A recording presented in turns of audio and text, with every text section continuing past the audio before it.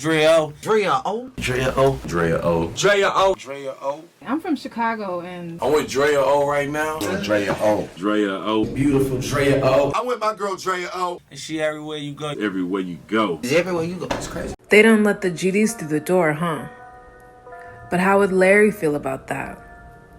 The co-founder of the Gangster Disciples, Larry Hoover, is currently serving a 6 life sentence in prison. In this rare interview, his son, Larry Hoover Jr., speaks out for the first time. The thing that Rick Ross did a long time ago, you know, there's a lot of guys out here upset about that. I think I'm Big Meech, Yeah. Larry Hoover. And I was upset about it also. With Durk having love for my father, and with guys that's calling themselves GD supposedly having love for my father, I would like for them to come together so we can do something about our city. The GD Anthem hits, right? Right. Did you know that he was going to mention your father, and how did you feel when you heard it? For a long time, I didn't want to listen to it. Do you think a day will come that your father will be a free man? Yes, I do.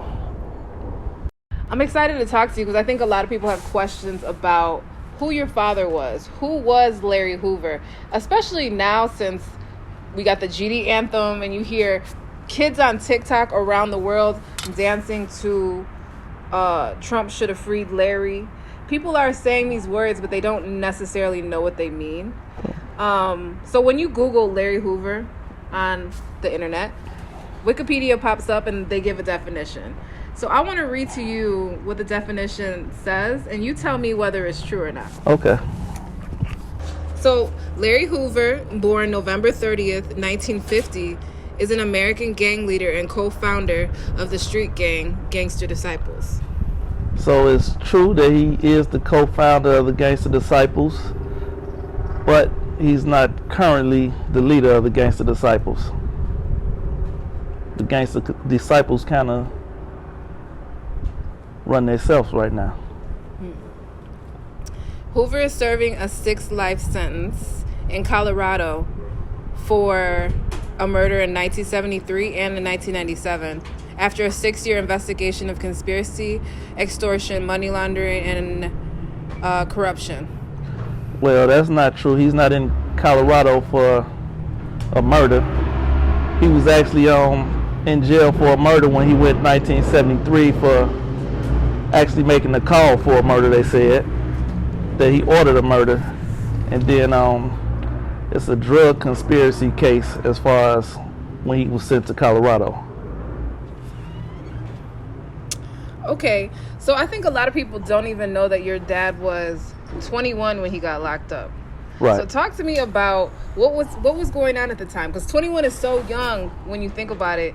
Coming up on the south side of Chicago as a 21-year-old, what was going on in your dad's life at the time that led up to his arrest?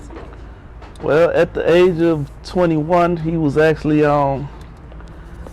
from a kid, he was influenced by what was going on in his surroundings in his community, and his parents, his mother, who he was with, didn't have a lot of money at the time, and being influenced by his surroundings, he did what he felt like he had to do to survive. Plus, he didn't do well in school. He was dyslexic, and he turned to the streets to make it. So he was a hustler. He seen the hustlers and the players. That's who had the money. He turned into a hustler. He was young. He was influenced by Jeff Fort. He seen that he had a large gang and a large membership, and for whatever reason, he figured he wanted to have a gang and a large membership like Jeff Fort, and that's one of the things he wanted to do. He idolized them, and he figured he can do that. And usually when he sees something that he wants to do, he's a smart individual, he kind of figures out how to get it done. So he was just trying to survive.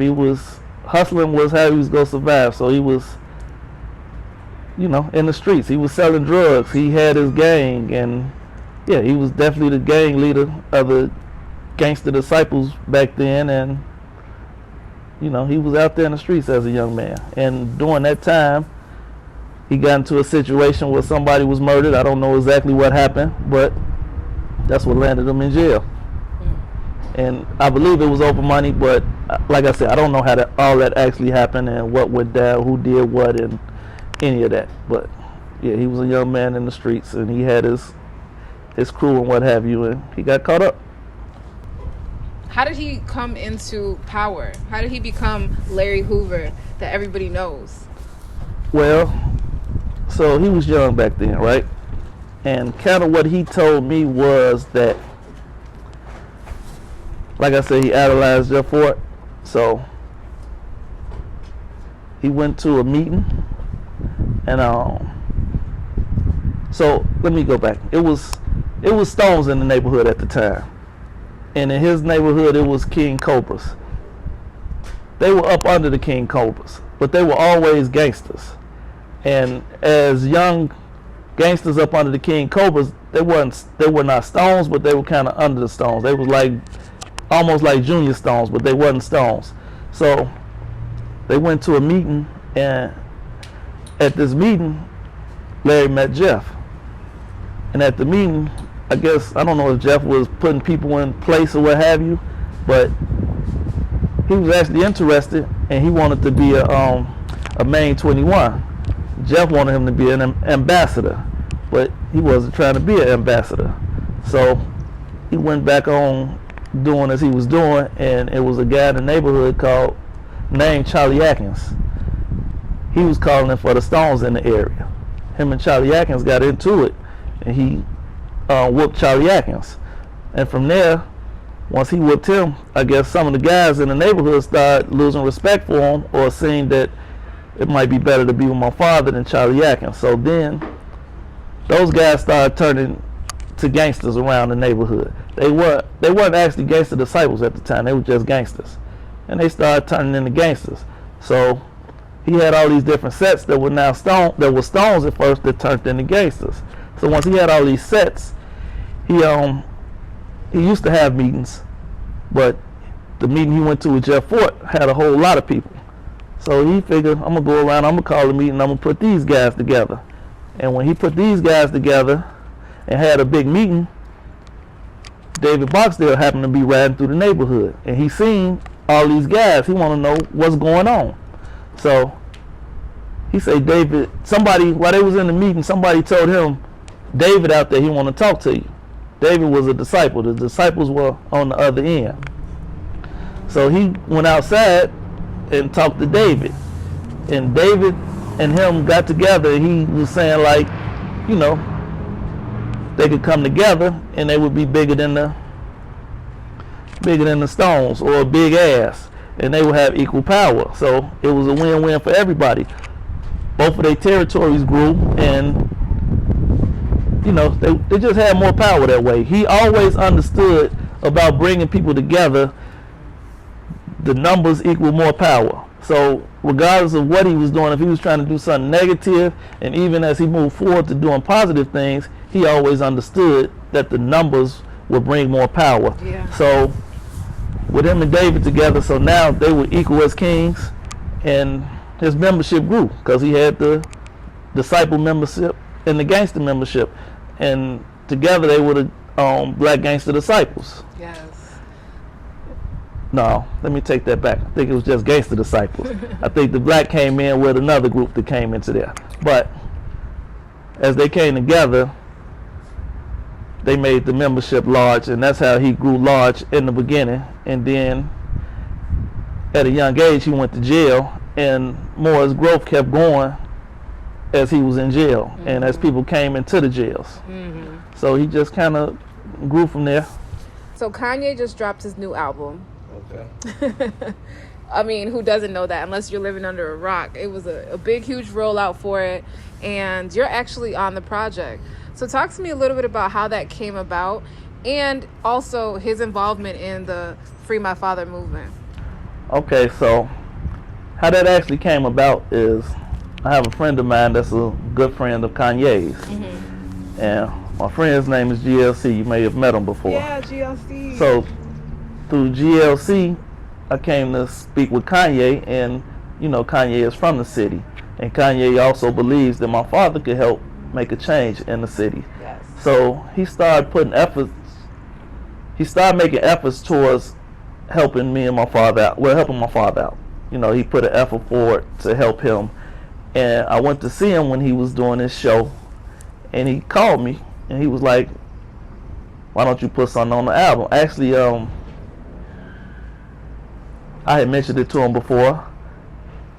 Then GLC mentioned it to him again, and he didn't say anything about it. I was in Atlanta to go to the show, and he called me, and he was like, "Well, would you say something on the album?"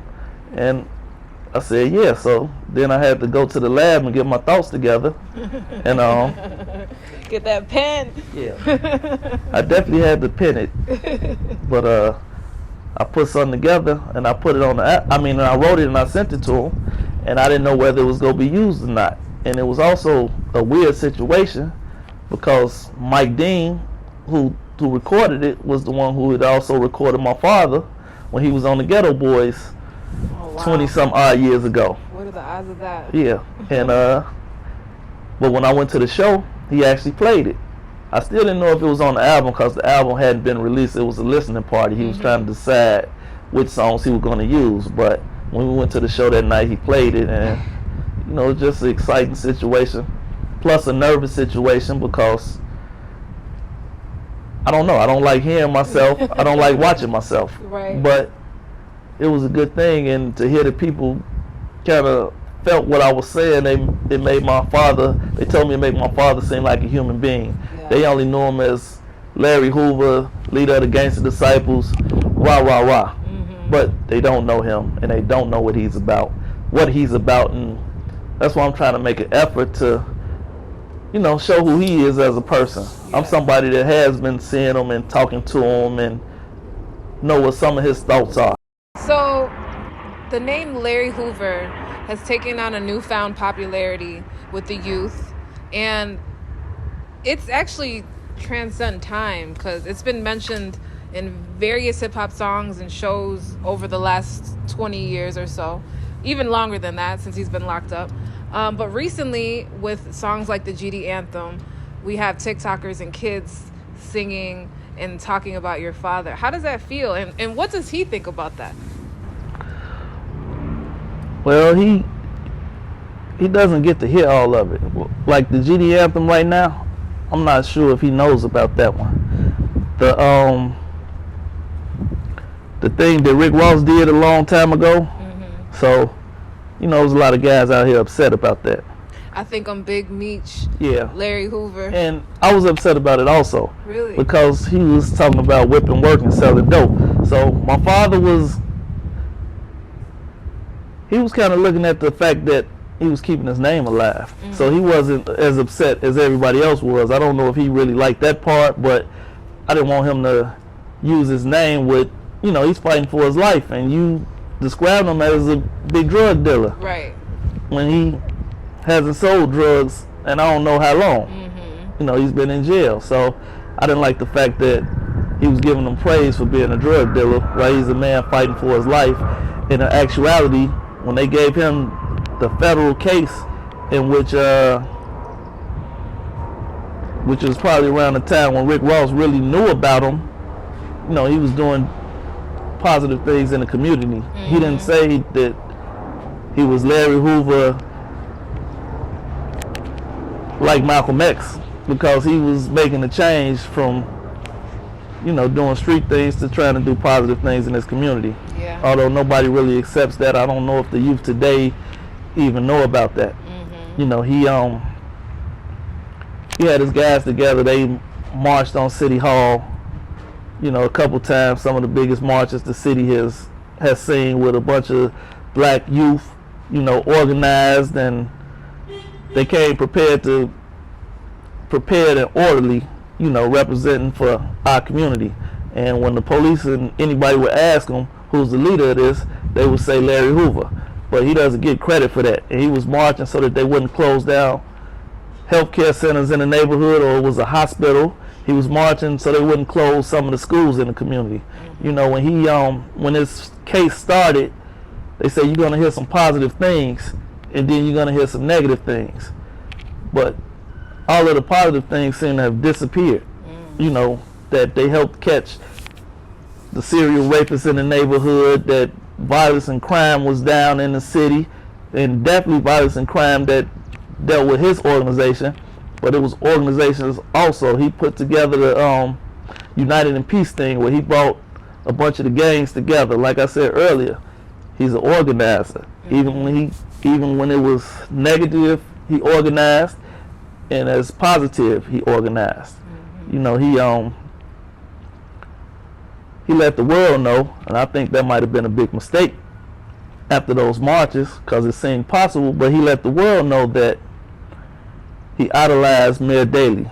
Not the Daley that left, but his father, mm-hmm. who came from a street gang that was the Hamburgs. And he got his people together, and he went into politics. Mm-hmm. And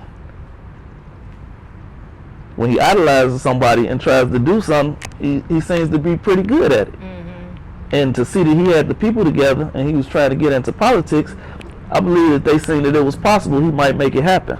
Yeah. You know what I mean? As an organizer and as a leader. I also like to, you know, let the people know, with him being an organizer, you hear guys say BOS, Brothers of the Struggle. They think that's a GD thing. Mm-hmm. You know, he let me know that BOS was different organizations together in the prison system, working together to take care of all of the different situations they had to deal with. They had lawyers and people in. They just had a bunch of different guys from different organizations working together to run the prisons to make sure it was fair. Mm-hmm. He liked to use fairness. People respect him not as a gangster in all his power, because he had the power, but he didn't use the power that way. He still gave people respect, and he was fair. He could have bullied people, but you know, he treated people with respect, and they respected him for it because they knew he could have bullied them, but he didn't use the bully tactics. Mm-hmm. He gave everybody respect and tried to keep things on a calm level. But yeah, it was all about bringing people together. He always knew that as together you would be stronger. Yeah. And that's what he was good at doing. And I really believe that's why they don't want him out here. Come out. The GD Anthem hits, right? Right. Did you know that he was going to mention your father, and how did you feel when you heard it? You know, I didn't know that he was going to mention my father, and for a long time I didn't want to listen to it. So actually I seen a spoof of the GD Anthem, and I thought it was funny, and that's what made me listen to it. And it really wasn't that bad to me. It wasn't bad at all, because they didn't talk about anybody else or attacking or hurting anybody else. It was just like, I'm proud to be something, you know. So I mean, it was just an anthem. It was a song where he, you know, they was just saying that they was proud. Why didn't you want to listen to it at first? Because I thought it might be something negative and some GD shoot 'em up and skip all these different organizations and all these other people, which would be a bad representation of my father. The GD Anthem is not necessarily a complete representation of him, because if it was up to him, I don't think he would have wanted it. But it's here, and it's not necessarily a bad thing, even though he's not telling anybody to make a GD Anthem or telling GDs what to do. He still gets the credit for doing that. Yeah. So that's why it feels like a thing where you don't know how to take it. Mm-hmm. You know, because they give him the credit of stuff that he has nothing to do with. They act like he has mental telepathy, and he can tell something through the right. Send something through the walls. Right. They're saying that he still has power and he's still running things behind the walls. Right. Even though he's like 70, right? He's 70, but he has 15-minute calls. They're all recorded. He can only talk to certain people, and you know, they just listen to it. If it was something said or something that he did, they would call him on it. They would persecute him about it. You know, but they haven't. But yet they still act like he's doing something. And then in the media, whenever it's time to fight his case, you know, it's people that pop up out of the woodwork to vilify his name. Yeah, to take all of these things and add it to. Yeah, it's got to be a negative. His name is just negative. But even though it was positive. He was bringing people together. He was trying to tell people to go to school, to be a part of society, don't be an outcast of society. This thing he was pushing was growth and development. And growth and development was turned into a negative, something you was almost scared to say because they said it was just another name for Gangsta Disciple. But growth and development was the changing of Gangsta Disciple. It was becoming a part of society, not being outcast, you know, trying to build our communities up. You know, he know what he did and his part he played in tearing the community down over the years, but it was time to make a change as he was seeing young men coming to jail younger and younger. You know, people steady getting killed, you know, mothers burying their kids. He just knew it was time to make a change.